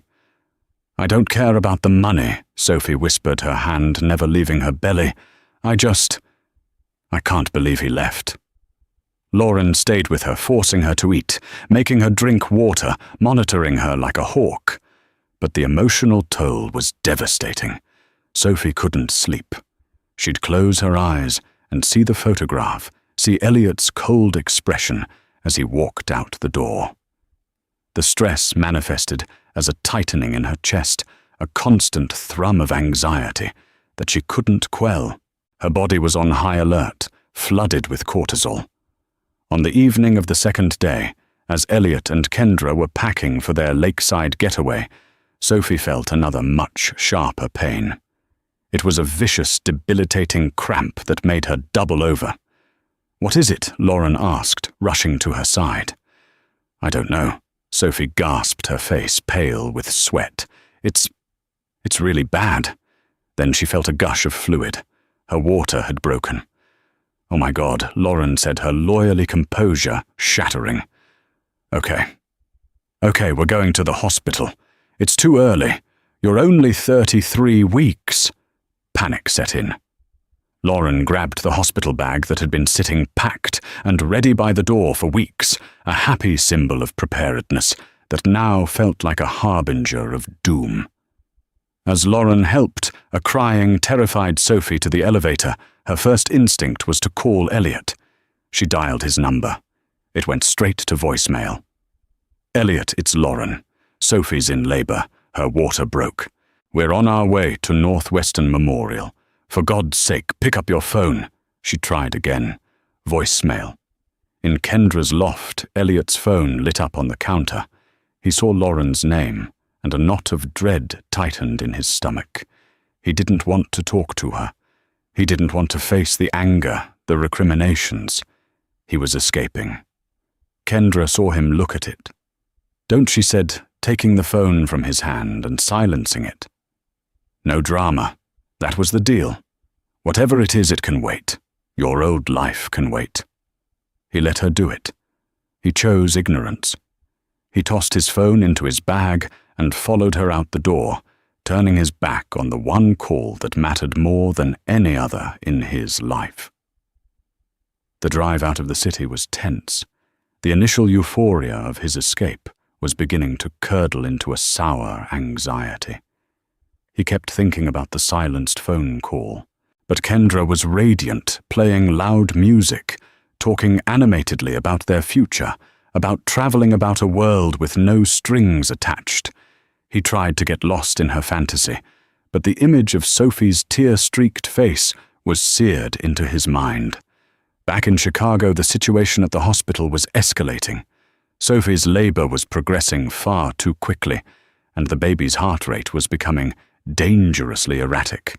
The stress of the past 2 days had triggered preterm labor and placental abruption, a life-threatening condition for both mother and child. The serene birthing plan Sophie had so carefully crafted was thrown out the window. The room was suddenly filled with doctors and nurses, their voices urgent, their faces grim. "We're losing his heartbeat," a nurse shouted. "We have to do an emergency C-section." Now the doctor ordered, looking at Lauren. "Where is her husband?" "He's not answering his phone," Lauren said, her own voice shaking with a mixture of fear and rage. They rushed a terrified Sophie towards the operating room.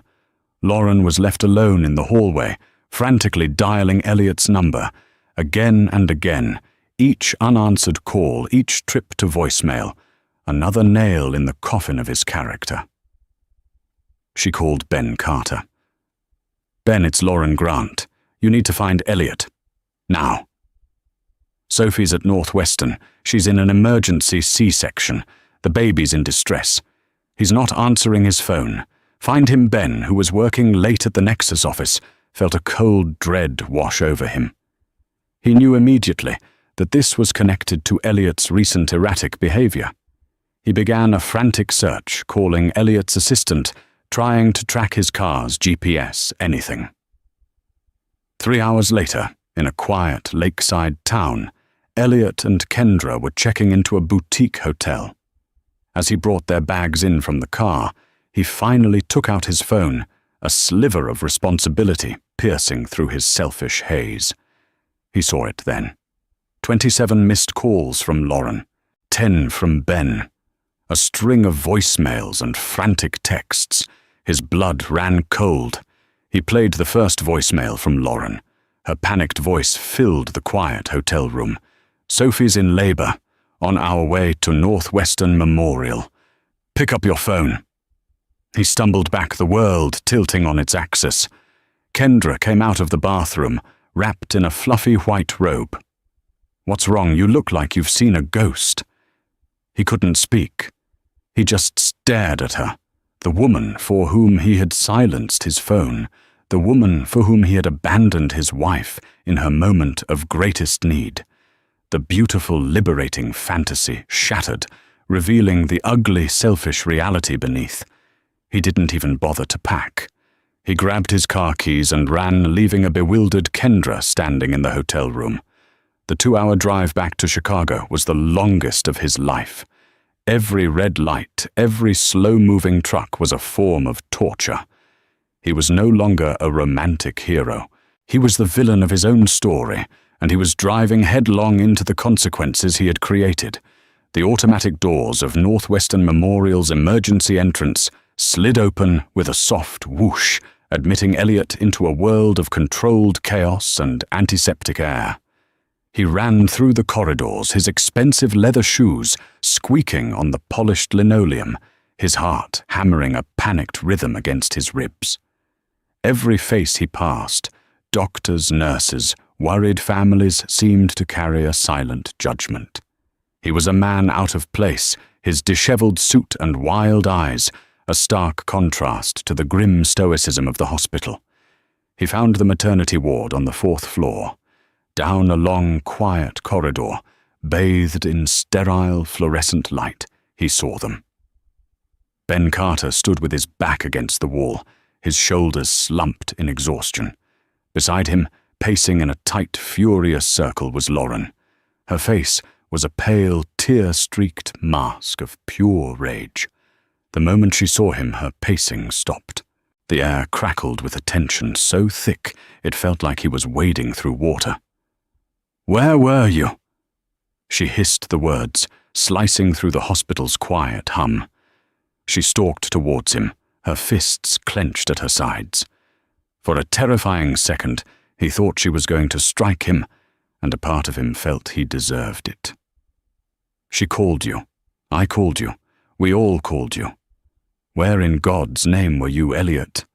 I didn't have my phone on." He stammered the excuse, sounding pathetic and flimsy even to his own ears. It was the truth, but it wasn't the whole truth. The whole truth was that he had willingly silenced it, choosing ignorance over duty, pleasure over love. "You didn't have your phone on," Lauren repeated, her voice dripping with scorn. She let out a harsh, bitter laugh that was closer to a sob. "While my sister was being rushed into an operating room while your son was fighting for his life, you were—" "What, too busy? Too important?" "Lauren, that's enough," Ben interjected softly, stepping forward and placing a restraining hand on her arm. His own eyes, when they met, Elliot's, were filled not with anger, but with a deep, bottomless disappointment that was somehow worse. "How is she?" Elliot asked, his voice raw, turning his desperate gaze to Ben. "Sophie and the baby, is the baby okay?"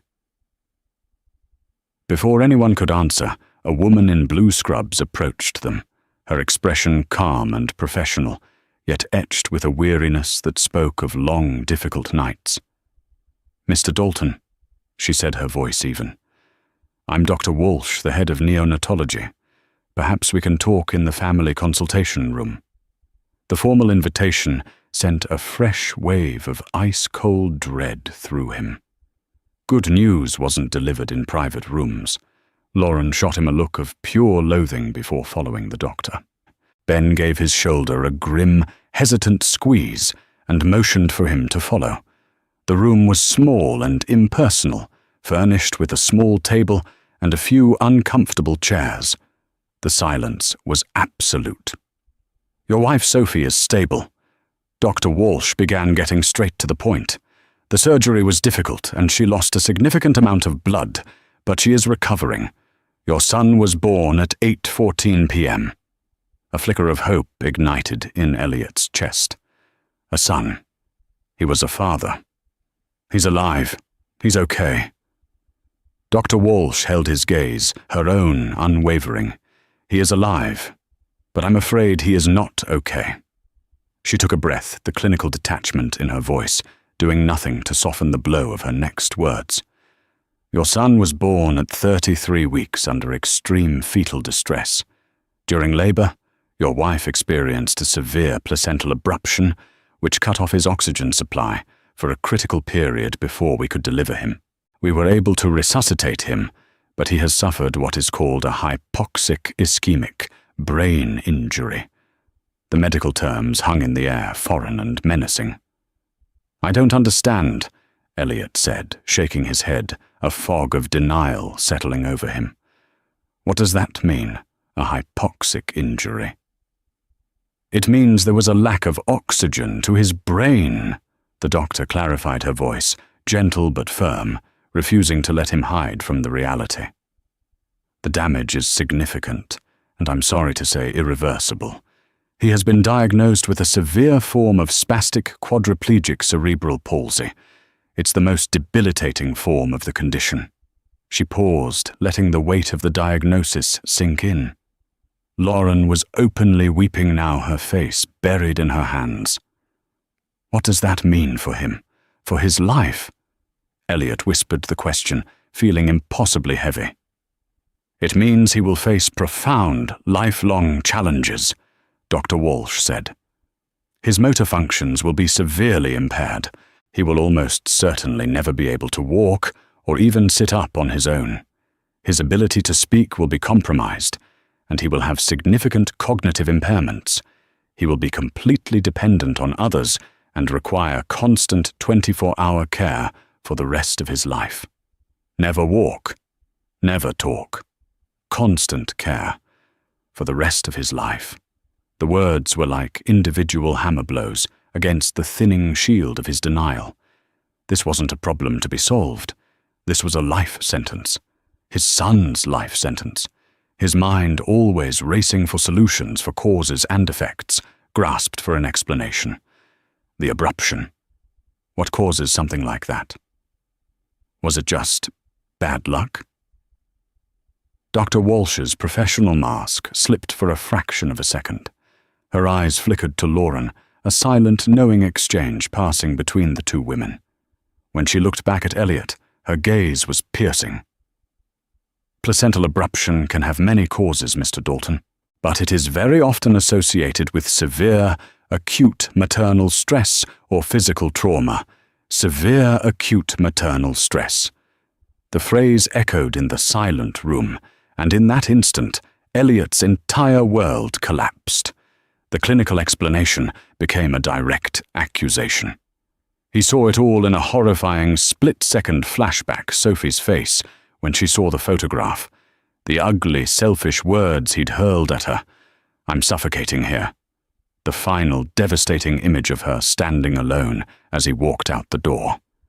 He hadn't just broken her heart. He had broken her body. He had triggered this catastrophe. He had done this to his son. The floor seemed to drop out from under him, and he gripped the edge of the table to keep from falling, the room filled with a roaring sound that was only in his ears. "Can I see him?" He managed to choke out the words, tasting like poison. Dr. Walsh led him to the neonatal intensive care unit.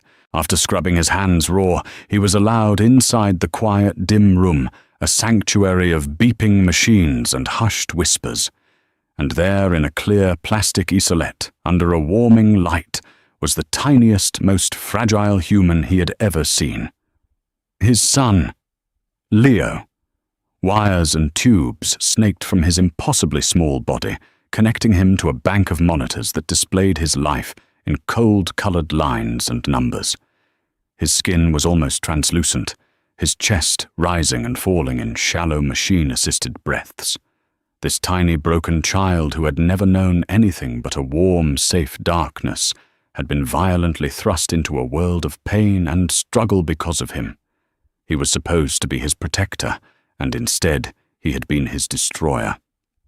Elliot reached out a trembling hand and pressed it against the hard, cold plastic of the isolette, a barrier he could not cross.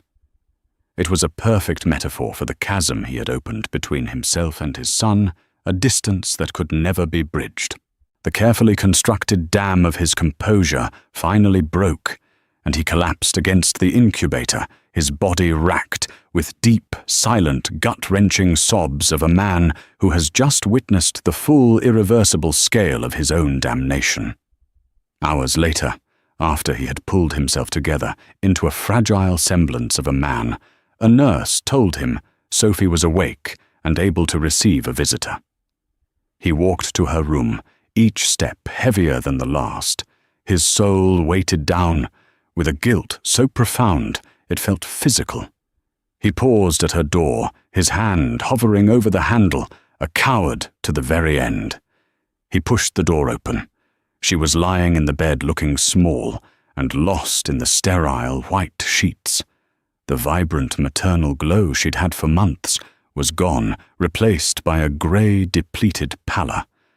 An IV line was taped to her hand. When he entered, she didn't turn to him. She just continued to stare at the blank wall opposite her bed, as if it were more interesting than the man who had ruined her life. "Sophie," he began, his voice a broken whisper. "There are no words.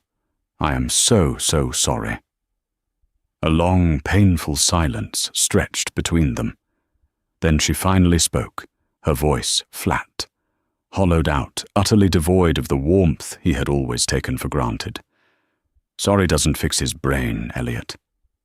She turned her head slowly, and when her eyes met his, he recoiled. They were the eyes of a stranger, empty of love, empty of pity, filled only with a calm, settled, and eternal hatred. "It doesn't make his limbs work," she continued, her voice never rising. "It doesn't give him the life that you stole from him, from us." Desperate, he fell back on the only solution he knew.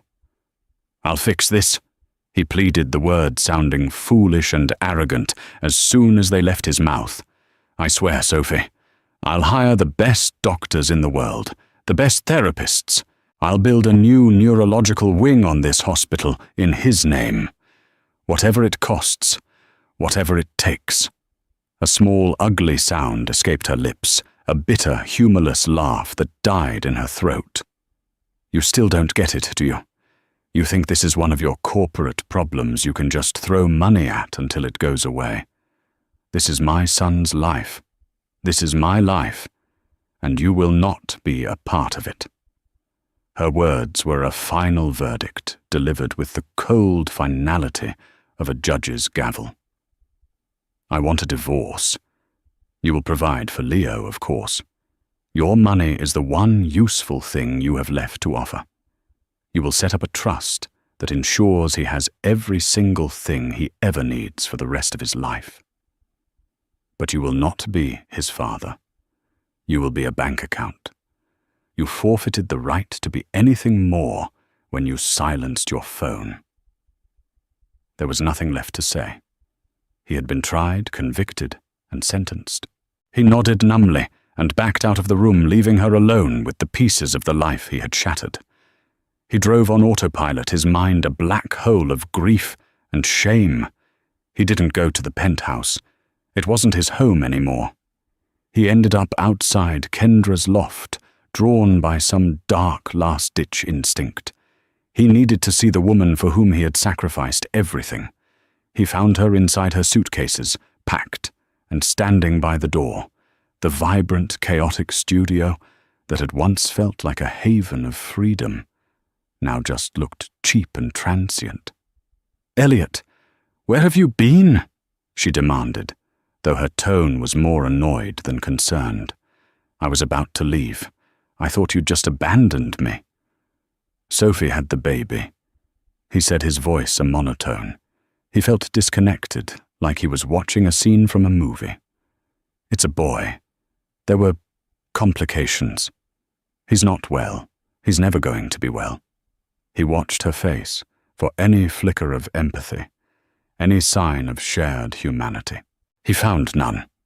Her brow furrowed, not with sympathy but with a sharp, panicked calculation. "Complications?" she repeated, her voice losing its warmth. "What kind of complications? Is this a long-term thing?" "It's a lifelong thing," he confirmed numbly. Kendra let out a long theatrical sigh and ran a hand through her perfectly styled hair. "Look, Elliot," she said, her voice shifting into a cool, dismissive tone. "I am truly sorry to hear that. It's a tragedy. But this is not what I signed up for." He just stared at her, the final pieces of his self-delusion crumbling away. "What are you talking about?" "This," she exclaimed, waving a hand around to encompass him, his grief, the entire ugly situation, the baby mama drama, the hospital visits, a sick kid. "Elliot, my life is about my art. It's about passion and freedom, not baggage. I was attracted to the powerful, rebellious billionaire who was breaking out of his cage. I'm not interested in the guilt-ridden single dad with a mountain of medical bills and emotional problems. This is just far too much of a mess for me." She was the serpent, and he had been the fool. She hadn't wanted his soul. She had just wanted to play with his power. Now that the game had turned real and ugly, she was cashing out. She picked up her suitcase. "It was fun while it lasted," she said with a shrug, as if they were talking about a brief vacation. "Good luck with everything." She walked out the door, closing it softly behind her, leaving him standing utterly alone in the center of the room that had been the epicenter of his life's destruction. He had chosen the mistress over his pregnant wife. He had traded a universe of love for a cheap, hollow thrill, and the consequence wasn't just a memory he had to forget. It was a son whose broken body would forever be a monument to his father's failure. It was the enduring image of his wife's eyes, filled with a righteous hatred he had painstakingly earned. It was the deafening silence of a life stripped bare, leaving only a hollow man in a gilded cage with nothing but his money and his regret for company. Elliot Dalton's story serves as a chilling, unforgettable reminder that our choices are the architects of our lives, and some foundations once shattered can never be rebuilt. He chased a fleeting feeling of freedom, only to chain himself to a lifetime of regret. The tragic irony is that the responsibility he fled from is nothing compared to the crushing, lifelong weight of the consequence he created. His son Leo became the silent, constant symbol of a single selfish decision, a choice made in a moment that will echo for an eternity. He will forever see his wife's justified hatred in the eyes of strangers, and hear his own guilt in the beeping of medical machines, If this story of betrayal and its devastating fallout moved you, please let us know in the comments below. What do you think is the most tragic part of Elliot's downfall? Every life is filled with choices, and stories like these help us reflect on our own. Please like this video, share it with someone who appreciates powerful real-life drama, and don't forget to subscribe to our channel for more stories that explore the deepest corners of human nature.